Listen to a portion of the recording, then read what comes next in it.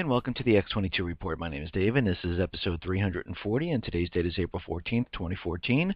And the title of this episode is, As the Conflict in Ukraine Escalates, a False Flag Event Looms. And we can see the crisis in Ukraine is getting worse as we continually go on. There are more protests in Ukraine. Pro-Russian people are taking over buildings. All of them want a referendum. They don't want to be part of Ukraine. And of course, Ukraine cannot let them go. So they've signed a bill making all these people terrorists now. Just like the U.S. government central bankers, once they have a puppet regime in place, they do this all over the place. In the Middle East, they have all the puppet regimes in place, and all those people who want their country back, they are terrorists. Actually, here in America, we actually saw the same exact thing, and it's still going on. This has not ended with Clive and Bundy.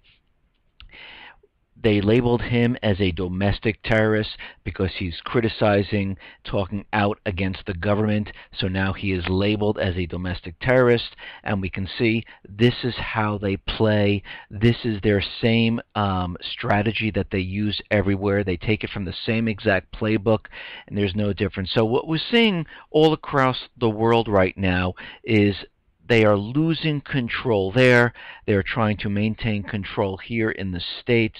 And anyone that gets in their way, you will be labeled a domestic terrorist. Now, of course, we understand that as all this continually falls apart and the economy completely implodes on itself, they're going to need some type of an event to get them out of this situation. And to do this, they will, of course, use a false flag event. They've been warning about this all along, and they continually give us warnings about power grid failures, about cyber attacks, about Al-Qaeda, about lone wolves, and this is why we expect some type of an event to occur to take all eyes off of the central banker and the U.S. government and put it on another country to begin this war. And we can see this happening right now. And every day that we go through this, we see more and more evidence of this. We see more of what they're trying to do, and we can see, and we look at all the indicators, how we're moving down this path where they want us to go to bring about this war. Now, let's get into the economic collapse news. Now, we understand in Greece that people are having a very rough time. They cannot find work, and right now about 72% of Greeks need more work. Well, that's not really surprising. A lot of them work part-time. They wish they could take on more hours to make more money because they're just making a little bit right now. And I'm sure a lot of people in other countries feel the same way, and especially here in the United States, with those people who've been working in full-time jobs that have a part-time job or two part-time jobs now wish they had something better where they can bring in more money. And we are seeing this pretty much all over. But don't worry, the corporate media is spinning the news today, letting us know that retail sales are surging by most in 18 months. And of course, the entire retail sales is made up of auto sales. And right now, auto sales jumped about 3.4%. And how did they get these auto sales up? It's amazing because, the manufacturers have been channel stuffing the dealers' lots. And then to get rid of the cars, they're giving them discounts, they're giving loans to subprime people, and they're doing other type of maneuvers to get these cars moving. And we'll talk about that in a little bit. But right now, what we're seeing in actual retailers, that is down 1.6%. That has to do with electronics, clothing, and things like that. So that's actually declining. Automobile sales kind of push this up, and everyone's like, oh my God, retail's rebounding. It's recovering. It's doing fantastic. But how can it be? Because we have to use common sense here again. We're seeing retail stores closing. I mean, just what was it, Saturday or Friday, Coldwater Creek, those stores completely gone, 6,000 people out of work, and they're bankrupt, completely gone. And we've been talking about store closing. So what they're trying to convince us of really doesn't make sense. And what is happening now is, and this is from Automotive News Reports, A growing number of consumers are owing more on their trade-ins than their vehicles are actually worth. And Automotive News reports 22% of trade-ins were upside down. However, by Q1 of 2014, the percentage reached 27.3. What these people have been doing is they've been trading in their cars, stuffing their payments into another car, and taking out loans between 73 and 84 months. Because they can't afford the car, they're stuffing it into another car, and this is how they're trying to pump up the auto industry. Now, we saw this back in 2007, 2008, where they were giving discounts, where they were doing everything possible, subprime, and what happened to the automobile manufacturers at that time? They imploded on themselves. They needed a bailout because they had so much debt by giving all these discounts that it really didn't work. And we're seeing the same thing right now. But we're also seeing an increase in subprime borrowing, and this is allowing the automobile for temporarily to make it looks like they're improving the entire retail market, which they are not. And you will see as we go along this year, this cannot last, and it'll falter off. Retail sales will continually slide, more stores will close, and then the news, and they'll have to spin it in another way. Who knows? Maybe they'll just change all the calculations like they do with everything else. But we can see the direction that they're moving in. Now, Citigroup is cutting jobs, and they're cutting around 200 to 300 jobs in its division handling stock and bond trades. Why? I mean, stocks, they're doing fantastically. Why would they cut people at this point? And of course, they're cutting people, and you'll hear more and more of these cuts coming forth. More of these financial firms are going to be cutting big numbers very soon, and we're going to continually hear this.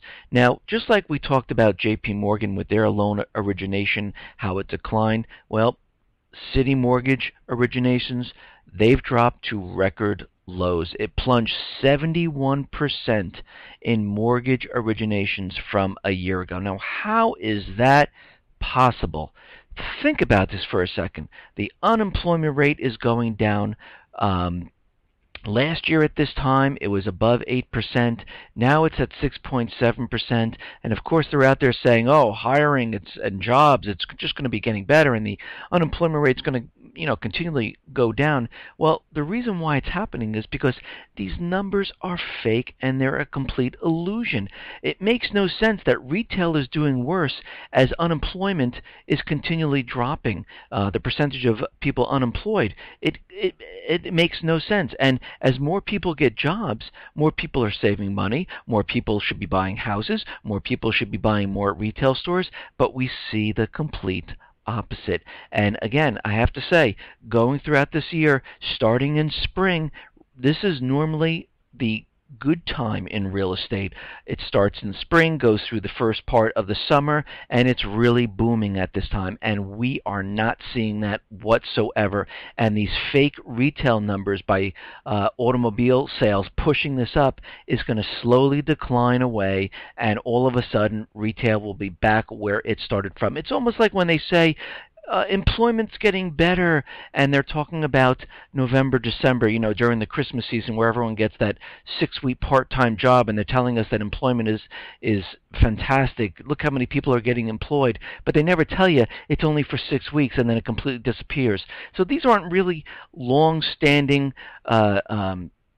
sustained jobs at all. They're just completely temporary, just like we're seeing with everything else. And then all of a sudden they go ahead and they change the calculations to pretty much everything to prove that, yes, we are still in this recovery. And they like to convince you that we're in this recovery. And again, as I always say, we do not need to be convinced that we're in a recovery, because if we were, we would feel it. We would be making more money. We'd have a good job. We wouldn't have to worry about going out to stores and spendings.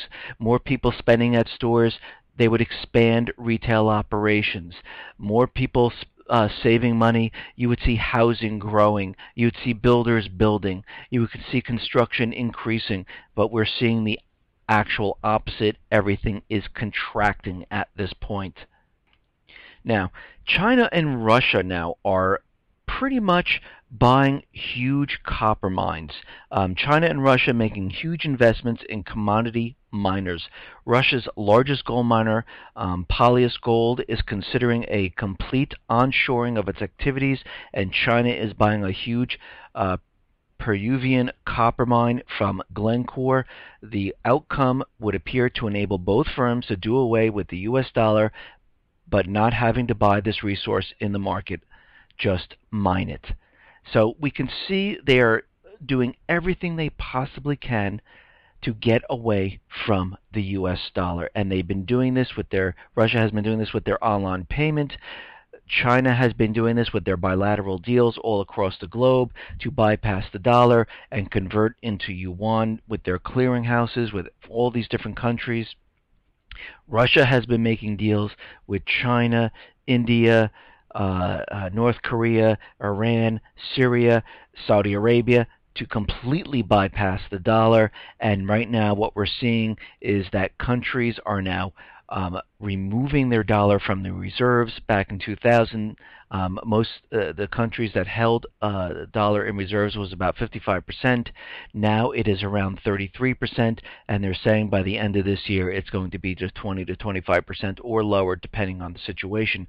So we can see it's completely decreasing every single time, and more countries will be taking on the yuan, they'll be taking on the ruble, and they'll be getting rid of the dollar.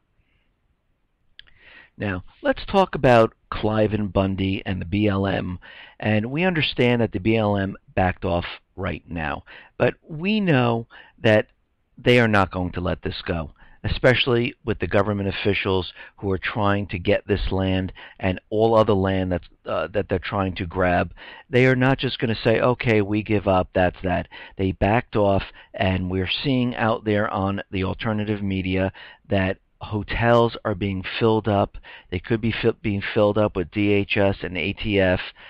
There was a phone call made to hotels asking if ATF is in the hotel, and the hotel management who answered the phone just pretty much hung up on the person. He tried again, asked the same question. They hung up on him. So this is very suspicious, where a hotel management talking to a customer would just actually hang up, or the only reason they would hang up is because they were instructed to do so, to not get involved, do not discuss it, and just disconnect if these questions are asked. And it's very interesting, and we're seeing people have been reporting in that there are different government agencies still around the area. There are about 200 federal agents, including snipers, that really haven't left the area. They are still there. But what's important, and I find very interesting, is that the FAA instituted a no-fly zone over and around the Bundy's property only hours before the BLM announced it would stand down. But the FAA has not lifted the no-fly zone and says it will remain in place until May 11th.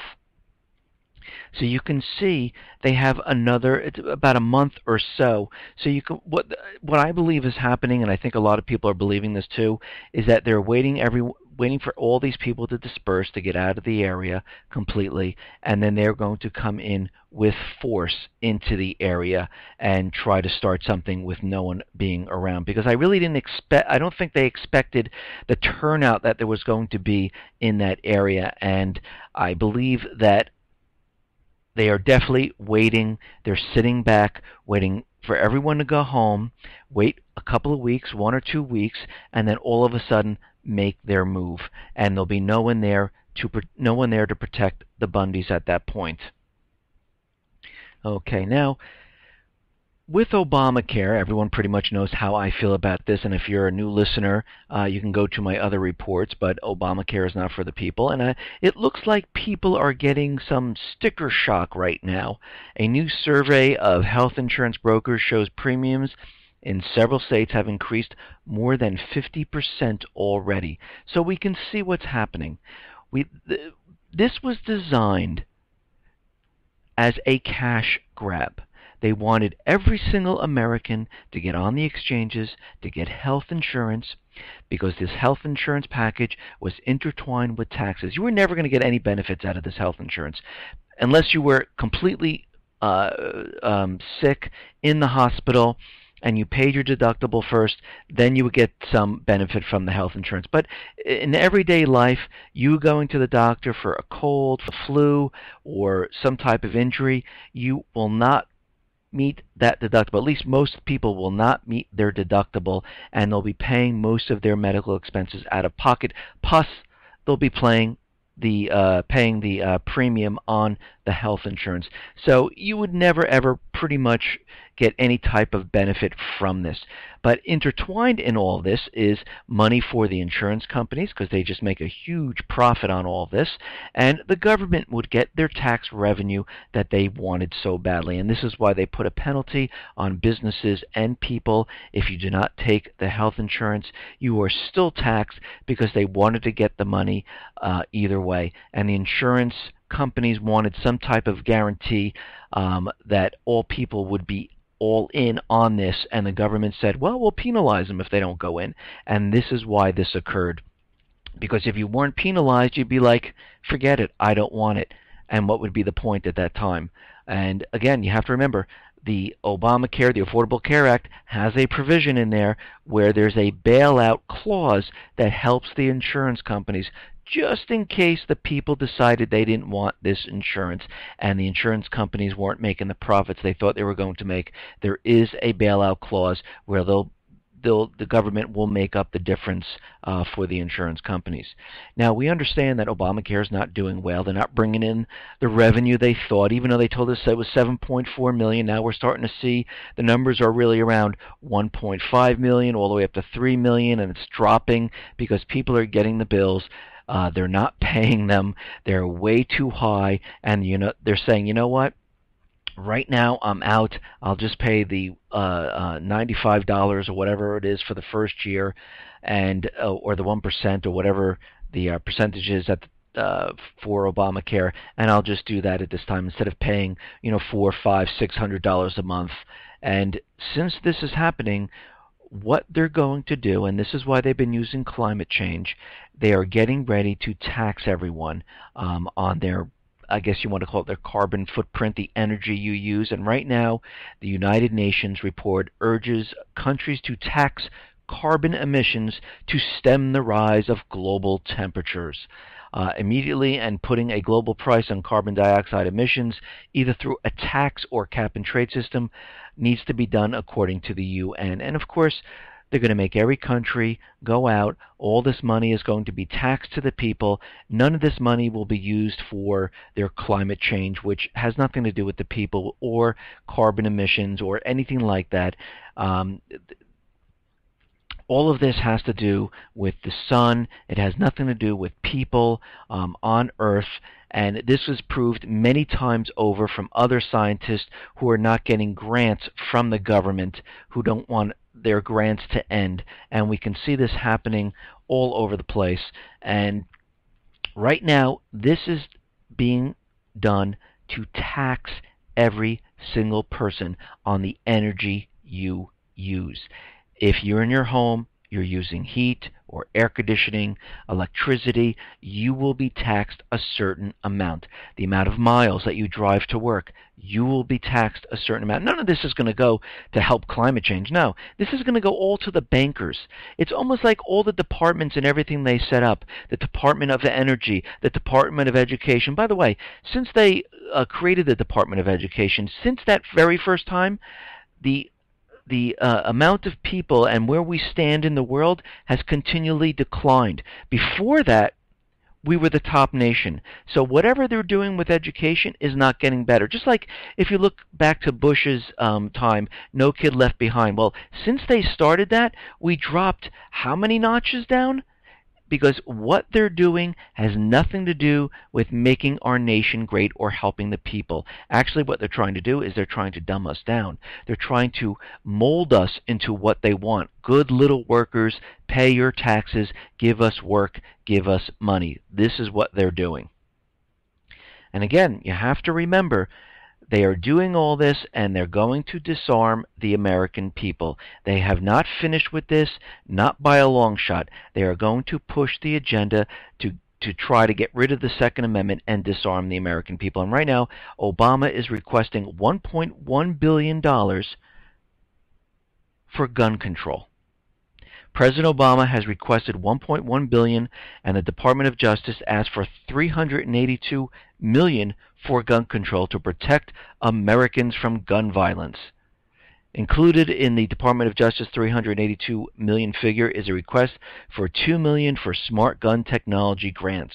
And we understand that they want to put fingerprint recognition and a bracelet, which will also track you wherever you go. Nobody else will be able to use your gun if the fingerprint system doesn't work.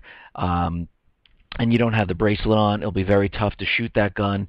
And this does not it actually works better for the government because they can disable these bracelets at any time they want by throwing a switch, and they can make all your weapons completely useless. And this is how they're trying to keep control. But going back to this, the Obama $1.1 billion, the $182 million to support the president's Now is the Time gun safety initiative, and this is going to include background checks for all gun sales, strengthen the background check systems for gun sales, pass a new, stronger ban on assault weapons, limit ammunition magazines to 10 rounds or less, finish the job of getting armor-piercing bullets off the streets, give law enforcement additional tools to prevent and prosecute gun crime, end the freeze on gun violence research, make our schools safer, and ensure quality coverage of mental health treatment, particularly for young people. Now, ensure quality coverage for mental health, that is definitely going to the veterans, but they never bring up the case where all these people are on this medication from the drug companies, the SSRIs. And if you notice, in every single instance that there is a mass type of shooting or mass stabbing, it always goes back to the drugs that these people are on, but they never bring up or they never go to the source of the problem. It is not the weapon, it is the person behind the weapon. Just like that kid went around school stabbing 20 people. If you drink alcohol and you get into a car and you run into 57 people with your car on a city street, it's not the car, it's the person and the drug that you took, which is alcohol. It's the same thing with weapons. And here's some statistics here. Murder rates were 19.3% higher while the federal assault weapons ban was in place from 1994 and 2004. So every time they have a gun control area, it seems like crime, murders is much higher than those places where people have weapons. Now, TSA is going to expand the behavior screening program, even though they were told by the U.S. Government Accountability Office to scale back or even eliminate its behavior screening program, in which TSA officers try to strike up conversations with passengers and airport employees as a means of discovering would-be terrorists. A study showed little evidence that the program even worked. But guess what? TSA, they're going full steam ahead with this. TSA has simply ignored the GAO study and has expanded the behavioral observation program on passengers at the Baltimore-Washington airport, and it's going to spread across the country. And again, we know they're not looking for terrorists. We know what they're looking for. They're looking for the everyday American. They're trying to put them on lists. They're categorizing them, and this is what they're doing. And we know all of this is happening. I mean, DHS has the Fusion Center. We understand that facial recognition and the Real ID system is coming online, and right now the FBI has around 52 million photos in its NGI face recognition database. And Jennifer Lynch is a senior staff attorney with the Electronic Frontier Foundation. New documents released by the FBI show that the Bureau is well on its way toward its goal of a fully operational face recognition database by this summer. This immense database is shared with other federal agencies and with approximately 18,000 tribal, state, and local law enforcement agencies across the United States. NGI has been the fact that it will include non-criminal as well as criminal face images. So pretty much everybody they're going to include. We know we now know that the FBI projects that by 2015 the database will include 4.3 million images taken for non-criminal purposes. This will also change with NGI. Now every record, whether criminal or non, will have a universal control number, and every search will be run against all records in the database. This means that even if you've never been arrested for a crime, if your employer requires you to submit a photo as part of your background check, your face image could be searched, and you could be implicated as a criminal suspect just by virtue of having that image in the non-criminal file. So they are putting this all together. It's going to fit in with the Real ID, with DHS. They will use it. All the local law enforcement will use it. With all the cameras going around, they will be able to track you. They'll create social profiles of every single person. They will know who you deal with. They will know everything about you, and they will have complete control over your lives. And this is where they're trying to move this to, because they understand when this collapse comes, and they do believe they're going to start this whole system over. They want to make sure they know who's against them and who are good workers. And those people who are going to speak out or try to talk to other people, they will understand where everyone is, even myself, where everyone is, put them on a list, create this profile, and understand what everyone is doing, and they will come after every single one of those people. Okay, now as we understand, the Middle East is having a very rough time. The people of these countries are fighting back. They want their countries back. They understand a puppet government was put in place. They understand the central bankers, the U.S. government is there maintaining control. And right now, thousands of people in Yemen have held mass rally in the capital, calling for the downfall of the Yemeni government. Thousands of young protesters attended the demonstration on Sunday, saying the government has failed to meet the demands of people over the past years. Well, of course they have. They don't care about the people. It's a puppet government. They only care about loaning the country money and putting them into debt and then looting them of all their natural assets. We are living in the worst conditions below the poverty line. Therefore, we come out to call for the downfall of the government. The demonstrators also accused many government officials of corruption.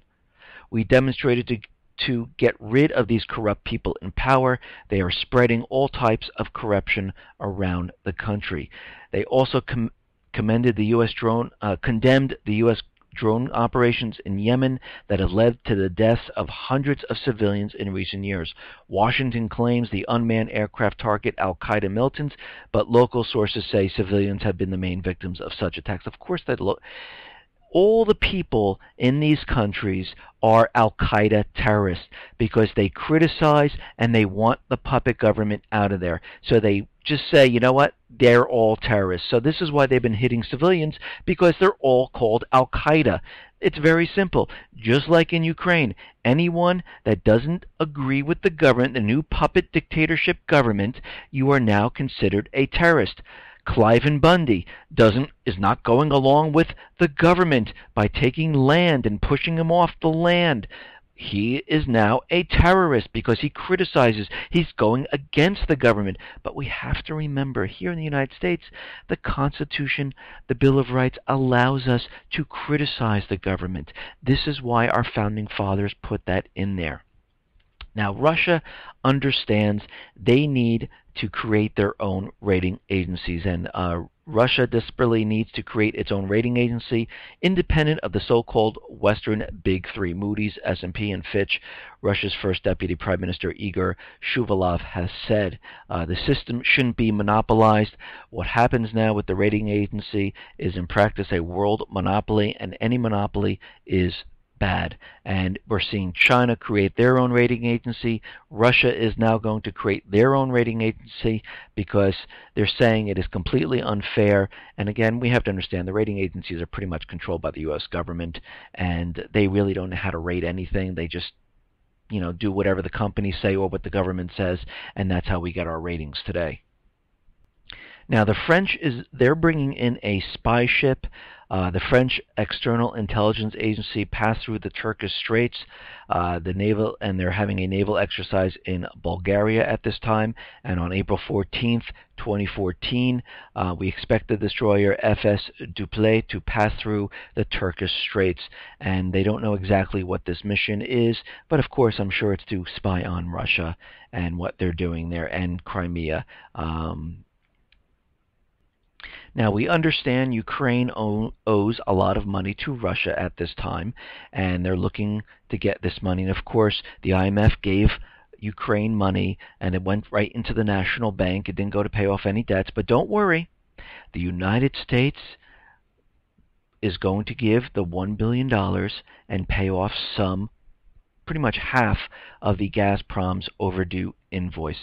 So the money from America is going to go over to Ukraine to pay off Russia's invoice right now, instead of that money going to help feed the people of the United States, to help the infrastructure of the United States.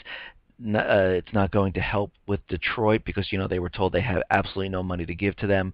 But we know this is completely false and fake, because we know the central bankers are giving money outside of the United States because it doesn't pay to put it back into the United States when you can bring it to another country and spread the debt out further. And this is what we're seeing right now. Now, there's a report out there saying, and it seems like it's confirmed, that the CIA director visited Ukraine, which they're most likely setting up for something to happen. And on Monday afternoon, White House spokesman Jay Carney confirmed that CIA Director John Brennan visited Ukraine capital Kiev over the weekend and met with high-ranked Ukrainian officials. Now, he's probably out there because they're having lots of problems keeping control of the people in Ukraine. A lot of them have taken over government buildings, police stations. They want a referendum to completely secede from Ukraine. They want to be independent. And right now, the central bankers and the puppet government of Ukraine, they're completely losing control right now. So they are making preparations to push this forward. And when I say this, they're probably going to end up coming down hard on these people. And of course, the acting president signs decree to start anti-terrorist operations in eastern Ukraine. Of course, they are terrorists because they want freedom and democracy. They don't want to be part of this puppet government. And again, we have to go back when the opposition was doing the same exact thing. But again, they were backed by United States and the EU to overthrow the existing government. Now they have the puppet government in there that people have no rights. They shouldn't have freedom. They shouldn't have democracy. Actually, they are now terrorists, just like everyone else. You criticize now the puppet government of the United States, you are now a terrorist. Now, there is a report out there that, during their drills and what was going on in the Black Sea with the USS Donald Cook, a Russian fighter jet flew very close to the destroyer. And, of course, the Pentagon's out there going, oh my God, look at this. But we have to remember, if Russia or China had a destroyer in the Gulf of Mexico, United States would do the exact same thing. They would fly jets over the ships to see what was going on. And this would be with any other nation. And they're trying to make it a big deal that, and again, this jet was unarmed, but if you have a war vessel next to a country, that country is going to check it out.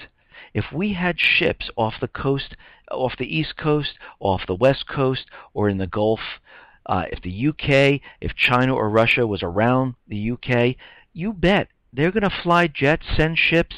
They're going to see what's going on. This is normal. And again, they flew a non-armed jet over. And they're trying to make this into a big deal, that they're trying to start something, just like they're building up troops along the Ukraine-Russian border. They're ready to invade Ukraine. They're coming in any day, and of course this never happens. It reminds me of Iran, where they keep saying they're 3 to 5 months out with the nuclear weapon, and they said this for, 31, 32 years now, and it has never, ever happened because it's all propaganda. Now, since the CIA director was out in Ukraine talking about who knows what, most likely to bring in troops. And of course, John Kerry is spilling the beans saying, yes, U.S. is considering offering military help to Ukraine at this time. An advisor to Secretary of State John Kerry said Monday that the United States may decide to send arms to eastern Ukraine as tensions continue to worsen there between pro-Russian protesters and supporters of the country's interim government. I'm going to tell you right now, the military help is already there or on its way.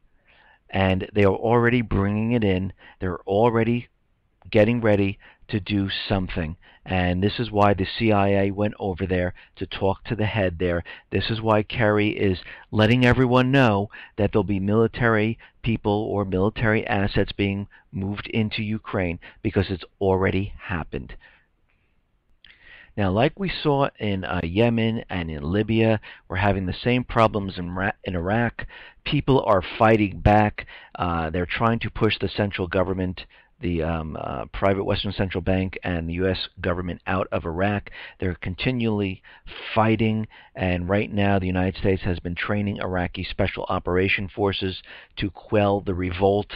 And the people want their country back. They understand that this is a puppet government. It is controlled by the United States and the private Western Central Banker. And I hate to say this, but in all these countries, these people's lives are not getting better. It is getting worse, because the puppet governments, the central bankers, could care less about these people. Actually, they see all of these people in these countries as terrorists, as people that they need to keep being pushed back. They don't want them to speak. They don't want them to do anything. And if they do, they fly in with drones and bomb them. And they don't really care about these people. They want to make sure that they hang on to the country. They want to make sure that the U.S. dollar is still being used as a reserve currency, and this is exactly what they're doing. Now, there is a new report from the Federal Energy Regulatory Commission, FERC, and it says that terrorists could shut down the U.S. power grid for more than a month. There are another 30 crucial facilities that use large transformers to boost voltage over long distances, and these are the things when the power goes out. They're giving us a list right now of what would happen, and we know a lot of this, but they're letting the general American public know that when this false flag event occurs, this is what you're going to expect. Water would no longer pump into most homes, and this is why I've been telling you to have these 5-gallon barrels of water in your home or in your garage or your basement or whatever you have. You can get these containers really cheap at Home Depot. Just fill them up with water. I have a couple of them, and you can use them for washing and things like that. Food in our homes and supermarkets would spoil. This is why you need a lot of food, canned food, things like that. Your computer would not work. You will not be able to get onto the internet. Your phone wouldn't work. You couldn't call 911. ATM machines would shut down. Debit cards and credit cards wouldn't work. No TV, no radio. Gas pumps would stop. And they are letting us know with this new report that all of these things could happen, and they could be out for a month or longer, all depending. Now, we have to remember, the government officials, like Janet Napolitano, all of them have been telling us a cyber 911, a virtual Pearl Harbor. They've been telling us that cyber attacks will continually come. J.P. Morgan says that this is going to continue on the financial companies. They've been telling us that the power grid is very vulnerable, and what we're seeing right now is they are continually letting us know that this next false flag is coming, and they're continually putting out reports of what you can expect to happen. They want people to realize that this is coming from another country, and this is what they're going to do to us. This goes on to say that cyber hackers can penetrate America's power transmission systems with startling ease, according to recent tests. The Department of Homeland Security is worried. It sent alerts to power grid operators, and there is also citing that it's not just the United States that might have this problem. Canada, they're saying their grid is as vulnerable as the United States. Europe, their grid is as vulnerable as the United States. and they're continually giving us this warning. And this goes on to say that the cybersecurity problem is only going to get bigger, America's enemies only seem to get more vicious, and our power grid will remain vulnerable for years to come. So we can tell right now they are continually preparing us for this next false flag event. And we understand why they're going to have it. They've been telling us all along that there's going to be an attack on the power grid. There was a dry run in California. We had that power outage in 2003 that was totally a test to see if they can bring down the grid with ease, and they did do that, no problems whatsoever. And we can see that they are trying to prepare everyone in the United States for what is coming. And make sure they understand that it's not the United States that did this. It is vicious actors who has done this to the United States, that brought down the financial institution, that brought down the power grid, that exploded chemical weapons or nuclear weapons in the United States. And this is what they've been trying to prepare us for, because they understand the collapse is coming. They understand they do not want to be blamed for what is coming. Listen, everyone, thanks a lot for listening. Be well, be safe, and especially be prepared. Thanks a lot.